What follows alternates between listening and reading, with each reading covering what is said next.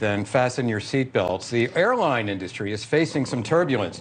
You're looking at a live shot of Miami International Airport. It's the Friday before July 4th weekend. Flight disruptions are threatening travel at many of the nation's airports just as we head into this big, long weekend. Nearly 8,000 flights have already been canceled this week as weather and staffing shortages wreak havoc on flight schedules. Meanwhile, U.S. Secretary of Transportation Pete Buttigieg says that his team is working on easing the tension. Have a listen. We're in constant touch with airlines to try to mitigate operational issues, and we've found approaches that really work in terms of bringing the parties to the table. Sometimes we have every hour or every 2 hours rhythm of being in touch to deal with issues that pop up like thunderstorms, but also bigger picture issues that we can work over the longer term. Okay, that was an interview with NewsNation's Raquel Martin earlier today, and I'd like to turn to the panel. Buttigieg seems to be taking a lot of heat for this, as he takes a lot of heat. It seems to be a magnet for heat, particularly from Republicans. The president, and related, takes a lot of credit for the infrastructure bill.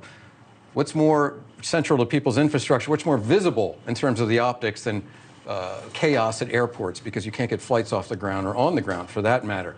So another political issue, another political football to kick around, Julie? Yeah, absolutely. In fact, earlier this week in New Hampshire, Nikki Haley made a joke about that, saying, "Oh, that traveling was a logistical nightmare." Thanks, Mayor Pete. So, that was a bit of a joke. But yeah, it's absolutely for a transportation secretary who's that high profile, who, like you say, Vic, is a magnet for heat from the Republicans. He's dealt with a lot of issues this year, whether it was the train derailment. Right. East Palestine, yes. East Palestine. There was another, the FAA, the outage earlier this year. So it's, I guess a negative circumstance after negative circumstance for him, and he's taking the heat for it. Okay, let's look at some of the stats just from this week. Monday, delays more than almost 9,000. Tuesday, declined slightly, and then up to Thursday, they're back up over 8,000. Cancellations 769. Darian, what goes on inside the White House? You spent some time inside the White House. Both of you have.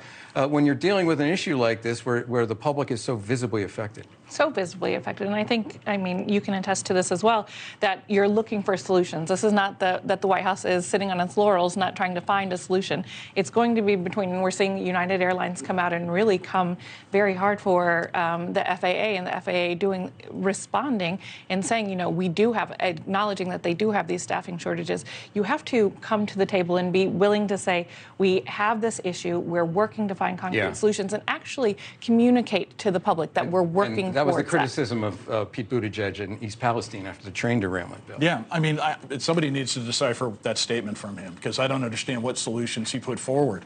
And this has really kind of been the case throughout this administration, whether it's supply chain, baby formula, and a lot of the other stuff. This impacts American families. It's no secret that people travel during the summer.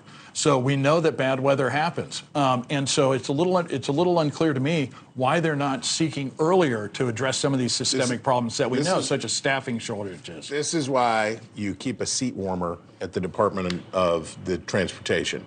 Bring back Norm Mineta. This is not a vehicle, no pun intended, job that you undertake to advance your career. Right. And Mayor Pete did that. And then it's like, well, people are mad at me because the planes won't take off. Well, he can't do anything about it. Now he looks like it. All right, we got to wrap this one up. Coming up, Thanks for watching. Go to newsnationnow.com to find NewsNation on your television provider. And don't forget to subscribe. Click the red button to get more of NewsNation's fact-driven, unbiased coverage.